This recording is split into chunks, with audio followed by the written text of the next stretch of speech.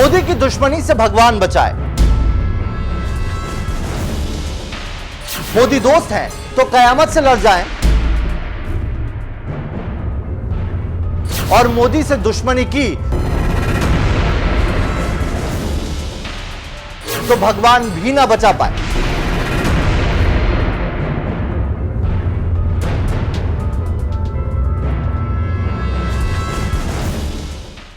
नमस्कार, मैं हूं नवेद और आप देख रहे हैं एनएमएफ न्यूज। पाकिस्तान के आवाम, वहां के सियासतदान, पाकिस्तान की मीडिया और पाकिस्तानी सेना के जवान, हर कोई आज ऊपर वाले से रो रो कर बस एक ही दुआ कर रहा है, यह मोदी का अजाब खत्म क्यों नहीं हो रहा।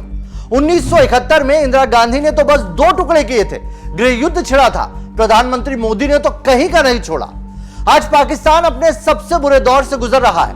पाकिस्तान की जो हालत आज है वो 1971 में भी नहीं थी।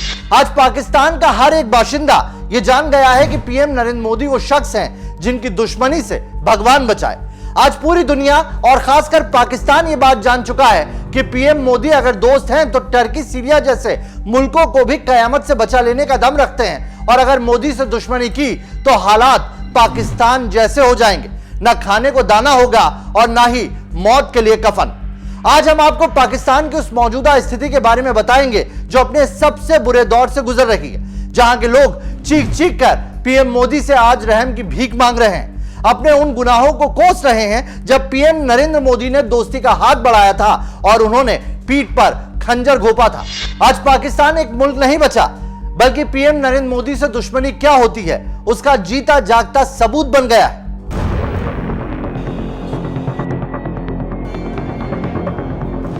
भाइयों बहनों, हमने पाकिस्तान की सारी हेकड़ी निकाल दी, उसे कटोरा लेकर दुनिया भर में घूमने के लिए मैंने मजबूर कर दिया। ठीक किया कि नहीं किया? ठीक किया कि नहीं किया?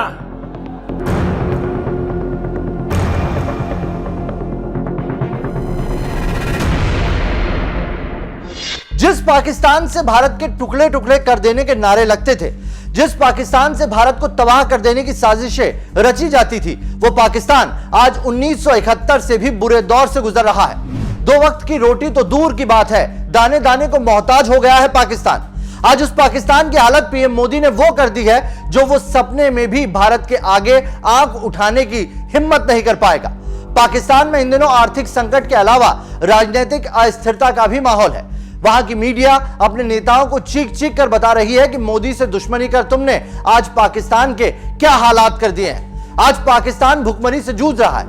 आतंकवादी आए दिन निर्दोष पाकिस्तानियों को निशाना बना रहे। पेशावर से लेकर कराची और लाहौर तक में आतंकी हमले हो रहे हैं और जिनसे नागरिकों में बड़ा खौफ फैल गया है। पाकिस्तान के लेखक फैजल सिद्दीकी ने डॉन अखबार को दिए इंटरव्यू में कहा कि आज जो मोदी ने पाकिस्तान की हालत की है, ऐसे हाल तो तब भी नहीं थे जब 1971 में पाकिस्तान में गृह युद्ध के हालात बने थे और पूर्वी पाकिस्तान बांग्लादेश बन गया था, तब भी ऐसी स्थिति नहीं थी। फैजल सिद्दीकी ने लिखा है कि पाकिस्तान में इस तरह के हालात की सबसे बड़ी वजह यही है कि राजनीतिक और सैन्य नेतृत्व कभी उन नियमों को तय नहीं कर पाया जिनके जरिए आसानी से सत्ता का हस्तांतरण हो सकता है। उन्होंने माना कि मोदी को हल्के में लेना पूरे मुल्क का बेड़ा गर्क कर गया। पाकिस्तानी रक्षा विशेषज्ञ आयशा सिद्दीकी बोल रही हैं, सालों से अफगानिस्तान दुनिया के लिए जहन्नुम जैसा रहा। इसमें पाकिस्तान का बहुत बड़ा योगदान रहा है, लेकिन आप नहीं चाहेंगे कि पाकिस्तान भी उसी लीग में शामिल हो जाए। मुझे पता है कि दिल्ली में पाकिस्तान से बातचीत को लेकर बहुत कम समर्थन है। सोच शायद यह है कि इस पुराने दुश्मन को सड़ने दो, इसे जहन्नुम की आग में जलने दो, लेकिन भारत को समझने की जरूरत है कि उसे ऐसे समझदार लोगों की जरूरत है जो पाकिस्तान के बारे में सोचे। मैं भारत से दया की भीख नहीं मांग रही, मैं कह रही हूं कि भारत अपनी आंखें ना बंद करे ताकि ये पुराना दुश्मन पड़ोसी खुद को बर्बाद ना कर ले। आयशा ने कहा कि पाकिस्तान में जब तक सकारात्मक सोच उभरे, भारत को भी चाहिए कि वो जहां तक हो सके पाकिस्तान को माफ कर सहानुभूति की निगाह से देखे। आयशा के मुताबिक वो पाकिस्तान को आर्थिक मदद देने की वकालत नहीं कर रही हैं। उन्हें पता है कि दिल्ली और वॉशिंगटन में एक मान्यता है कि पाकिस्तान ने अपने पीड़ित स्थिति या विक्टिमहुड का फायदा उठाया है, लेकिन आज की स्थिति गंभीर है। आज पाकिस्तान मर रहा है। देखा आपने, आज पाकिस्तान भारत से कह रहा है कि हमारी मदद भले ना करो पर हमसे यूं आंखें ना फेरो। चलिए आपको बताते हैं आज पाकिस्तान के हालात क्या है। पाकिस्तान में भुखमरी। पाकिस्तान पिछले 2 दशक के सबसे खराब हालात को झेल रहा है। पाकिस्तान में इस समय आर्थिक संकट, राजनीतिक अराजकता और उत्तर पश्चिमी क्षेत्रों में आतंकी हमलों की बढ़ती संख्या का पाकिस्तान सामना कर रहा है। खराब हालात के कारण पाकिस्तान के संसाधन खत्म होते जा रहे हैं। साउथ एशिया की रिपोर्ट के मुताबिक आर्थिक गिरावट का सीधा असर जनता पर पड़ा। पाकिस्तान की स्थिति पहले ही खराब थी, लेकिन अब पाकिस्तान को कृषि, खाद्य, पशुधन, मत्स्य पालन समेत अन्य क्षेत्रों से 3.7 अरब डॉलर का नुकसान हुआ है। वहीं लॉन्ग टर्म में पाकिस्तान का यह नुकसान बढ़कर 9 अरब डॉलर तक पहुंच जाएगा। पाकिस्तान में अगर महंगाई दर की बात करें तो दिसंबर 2022 में देश में मुद्रास्फीति 24.5% थी, जो पिछले साल की तुलना में दोगुनी है। रिपोर्ट में यह भी कहा गया कि पाकिस्तान में खाद्य संकट की सबसे बड़ी मार आम लोगों पर पड़ रही है। पाकिस्तान में आटे का दाम हद से ज्यादा बढ़ चुका है। हालात भुखमरी वाले होने को हैं और देश में महंगाई 30% के करीब पहुंच चुकी है। लोग पेट भरने के लिए आटा, दाल, चावल से लेकर गाड़ियों के लिए पेट्रोल, डीजल तक के लिए मारामारी करते अब दिखाई पड़ रहे हैं। एक्सपर्ट्स का कहना है कि इस तरह का संकट और शेयर मार्केट में लिस्टेड कंपनियों के शटडाउन का नजारा इतने बड़े पैमाने पर इससे पहले पाकिस्तान में कभी नहीं देखा गया। पहले से महंगाई के चलते जरूरी चीजें लोगों की पहुंच से दूर होती जा रही हैं, उस पर अब पाकिस्तान के लाखों लोगों के सामने बेरोजगारी का संकट भी गहराने लगा है। रोजगार की मारामारी पहले से जारी। पाकिस्तान में बेरोजगारी बढ़ने की आशंका गहराने लगी है। हालांकि देश में रोजगार के लिए मारामारी पहले से मची हुई है और इसके कई उदाहरण देखने को मिल चुके हैं। पिछले साल सितंबर में हाईकोर्ट में चपरासी की पोस्ट के लिए 15 लाख आवेदन मिले थे। आवेदन वालों में मास्टर डिग्री होल्डर तक शामिल थे। यही नहीं, इससे पहले महज 1667 कांस्टेबल की पोस्ट के लिए भी 30,000 लोगों ने आवेदन किया था और सभी को स्टेडियम में बैठाकर परीक्षा दिलाई गई थी। वो तस्वीरें भी आपको याद हो।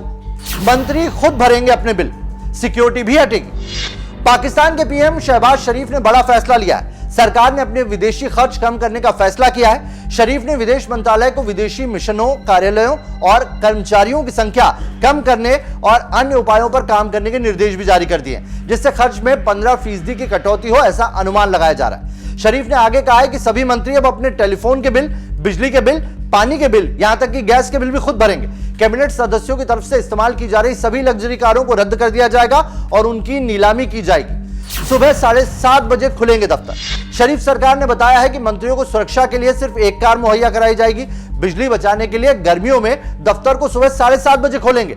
सुप्रीम कोर्ट, हाई कोर्ट और ब्यूरोक्रेसी के खर्च में भी बड़ी कटौती का ऐलान किया गया है। वजीर आजम शरीफ ने कई कैबिनेट मिनिस्टरों के साथ प्रेस कॉन्फ्रेंस की। उन्होंने कहा कि IMF की शर्तों को पूरा करने के लिए इन खर्चों में बड़ी कटौती की जा रही है। यह आम आवाम के लिए भी मैसेज है कि वो खर्च में कमी के उपाय करें। पेट्रोल और डीजल का आ सकता है संकट। पाकिस्तान के खैबर पख्तूनख्वा, सिंध और बलूचिस्तान राज्य के कई इलाकों में आटे के लिए भगदड़ भी देखी गई। विश्लेषक इस बात से डरे हैं कि पाकिस्तान में जल्द ही बड़े पैमाने पर पेट्रोलियम और बुनियादी सामानों का संकट देखने को मिल सकता है। साउथ एशिया प्रेस के मुताबिक अगर पेट्रोल डीजल का संकट ऐसे ही आता रहा तो कृषि क्षेत्र भी प्रभावित होगा, क्योंकि आने वाले कुछ वक्तों में गेहूं की कटाई होगी। डीजल ना हुआ तो इस पर भी प्रभाव पड़ेगा। जरूरी सामान का भी नहीं हो पा रहा आयात। स्टेट बैंक ऑफ पाकिस्तान ने कहा है कि देश का चालू खाता घाटा पिछले इसी महीने की तुलना में 90% तक कम हुआ है। हालांकि इसके पीछे पाकिस्तान का आयात प्रतिबंध है। विदेशी मुद्रा भंडार को बचाने के लिए उसने कई लग्जरी सामानों को आयात करने पर रोक लगा दी है। हालात यह है कि अब आटा, दाल आयात करने की नौबत आ चुकी है। पाकिस्तान में इस समय जरूरी सामान भी आयात नहीं हो पा रहा है। इसी कारण कई फैक्ट्रियों ने अपना प्रोडक्शन तक बंद कर दिया। बड़ी कंपनियों के प्लांट हुए बंद। अब तक का सबसे बड़ा आर्थिक संकट झेल रहे पाकिस्तान में हर बीतता दिन लोगों पर भारी पड़ रहा है। बीते कुछ ही महीनों में देश से कई बड़ी कंपनियों ने किनारा कर लिया, जिससे महंगाई की मार के बीच लोगों पर बेरोजगारी का संकट बढ़ गया है। ब्लूमबर्ग की रिपोर्ट के मुताबिक सुजुकी मोटर्स कॉर्पोरेशन और GSK समेत Amreli street limited, millet tractor limited, diamond industries limited समेत कई कंपनियों ने अपने प्लांट पाकिस्तान से बंद कर दिए।